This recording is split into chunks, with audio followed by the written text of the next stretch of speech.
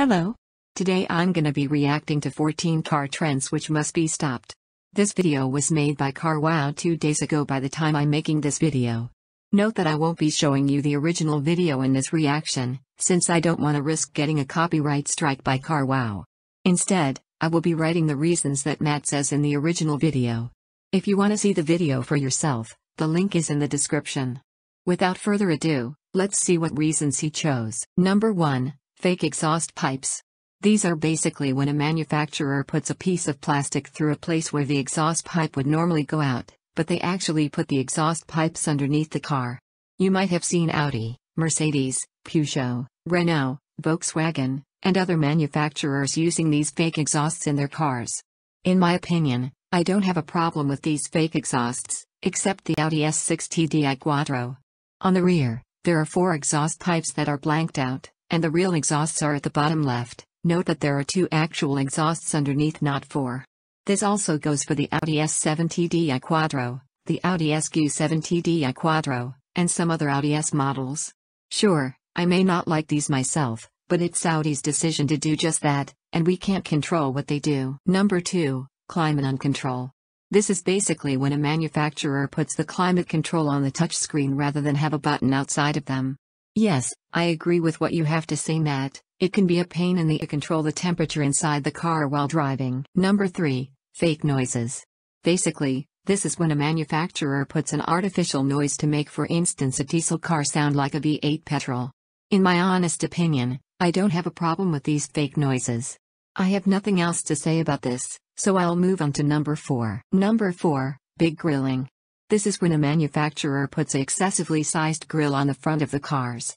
If you don't know what I'm talking about, here's a BMW 7 Series with a massive grille. I kinda agree, because it can affect the styling of the car, but what I kinda disagree is when you say that electric cars don't need grilles, like this Audi e-tron on screen. I mean, they don't have a combustion engine, and I understand that, but that doesn't excuse manufacturers from putting these fake grilles on cars. These can make the cars more stylish in some people's opinions. Number 5, nonsense names. This is when a manufacturer puts a confusing badge on the back of the car. Audi is a good example of this with their new badging policy. For example, on screen is 50 TTI, which means it has a 3-liter V6 diesel, and 55 TFSI, which means it has a 3-liter V6 petrol. Note that their badges used to have the size of the engines. Yes, Matt, I agree it can sound confusing, but I now know what the badges mean. Number 6, venting anger. This is when manufacturers put a piece of plastic over a place where a vent would normally go. I understand that you hate fake vents, and I'm fine with that, but to be honest, I don't have a problem with them. I still think they look okay. Number 7, spare space. In this part, Matt complains that there isn't a spare wheel underneath the car's boot. You know there are some reasons why they don't include a spare wheel, which you mentioned in the original video, like increased emissions. Also, like you said, if the manufacturer fails to meet the emissions target, they'll get fined. I'm sure you don't want that to happen to them. Number 8, light show-off. In this part of the video, Matt complains that there shouldn't be grills that illuminate, and says that it should stop soon. Well, Matt, I don't think this trend should stop. As you may know, the new BMW X6 has an illuminated grille, but it's optional. If you don't want this illuminated grille, don't get it. Isn't it that hard to understand? Besides, I think illuminated grills look better on cars. I'm fine with your opinion on them though. Number 9, overgeared. In this part of the video, Matt complains that there shouldn't be too many gears in the car's gearbox. Sure, it can affect your fuel consumption, but it can improve performance. Besides, cars with 8, 9 and 10 gears are mainly automatic, like in most BMW automatic gearboxes. I don't think you should have a problem with that. Number 10, carbon touching cloth. Basically, this is when a manufacturer puts a carbon fiber effect on the seats. Honestly, I'm fine with carbon fiber effects on seats. I don't think they affect the comfort of the car. Number 11, badge lies.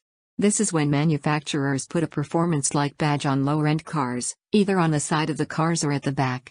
It's these badges on screen if you don't know where I'm coming from. You know, most people can't afford the proper performance models, so adding these performance-like badges on cars is a solution here. I hope you understand that, Matt. Number 12, piano cack. This is when there are bits of shiny black plastic on the trim. You might see some high-end luxury vehicles have these, but they are also getting on low-end luxury vehicles. What he's saying is that it can scratch easily, and it will reflect badly when driving. I agree what you have to say here. Number 13, Mode Madness.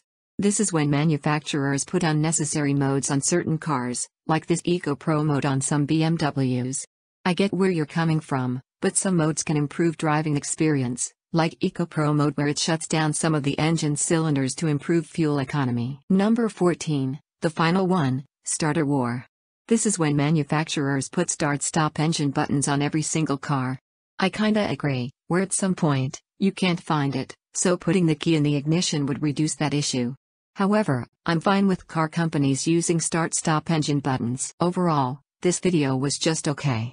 It had some trends which I don't feel comfortable with, but I don't agree with 3 or 4 of the trends that were mentioned in this video. One of them was the badge lies, because I don't think it's a trend that must be stopped.